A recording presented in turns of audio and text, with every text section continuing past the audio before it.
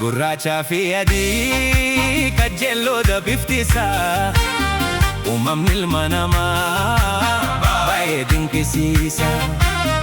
Akkuma fuula isaa baay'ata haalli isaa. Nama jechuu tanaaf barbaada hiikaasa. Akkuma fuula isaa baay'ata haalli isaa. Nama jechuu tanaaf barbaada hiikaasa.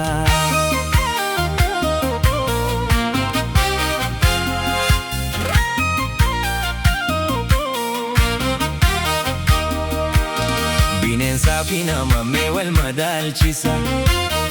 Akkumaan hammata nama moo bineensa. Abaluu beekaadha hayyuu dagameessa. Kan jennee abdannu sanyii isaa adeessa. Bineensi bineensa yoom ganee sanyiisa. Rakkatus gamtaanii wajjin lubbuu baasa. Bineensi bineensa yoom ganee sanyiisa. Rakkatus gamtaanii wajjin lubbuu baasa. Gurraachaa fi adii qajeelloodha bifti isaa. Uumamni ilma namaa baay'ee dinqisiisa. Akkuma fuula isaa baay'ata haalli isaa. Nama jechuu tanaaf barbaada hiikaasa. Akkuma fuula isaa baay'ata haalli isaa. Nama jechuu tanaaf barbaada hiikaasa.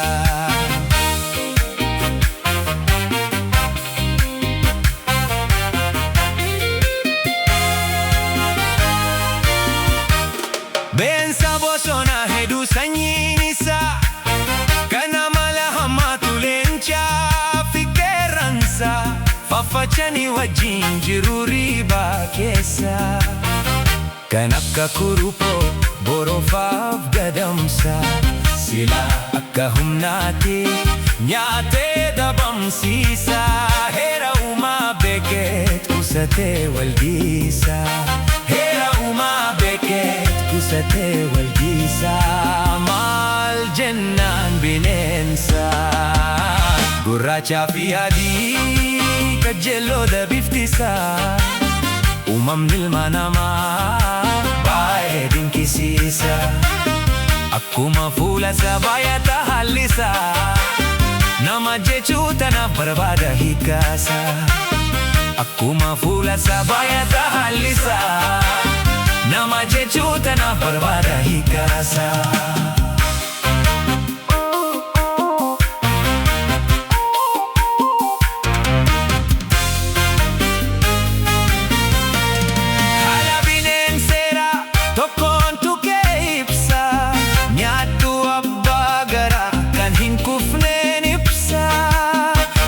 Kan amannu tokko waraabessa.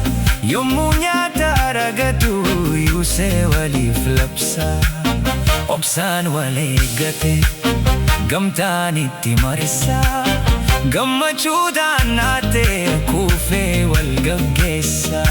Namni waliin deessa irratti wal ajjeessa. Nama moo abbaan garaa duuba waraabessa. Gurraachaa fi adii qajeelloodha bifti isaa. Uumamni ilma namaa baay'ee dinqisiisa. Akkuma fuula isaa baay'ata haalli isaa. Nama jechuu tanaaf barbaada hiikaasa. Akkuma fuula isaa baay'ata haalli isaa. Nama jechuu tanaaf barbaada hiikaasa. Gurraachaa fi adii qajeelloodha bifti isaa. Gurraachaa fi uumamni ilma namaa baay'ee dinqisiisa. Akkuma fuula isaa baay'ata haalli isaa. Nama jechuu tanaaf barbaada hiikaasa. Akkuma fuula isaa baay'ata haalli isaa. Nama jechuu tanaaf barbaada.